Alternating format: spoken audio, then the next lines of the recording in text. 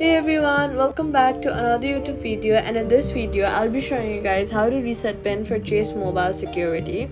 Forgot your secure PIN? Here's how to reset it safely. First of all, open your Chase Mobile app and then sign in.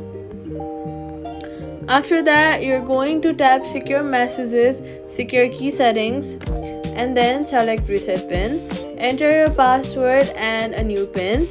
Make sure the new PIN that you are about to enter is strong so no one can have access to your data, and make sure it is not easily guessable, so make sure to make it very unique, and then confirm the change.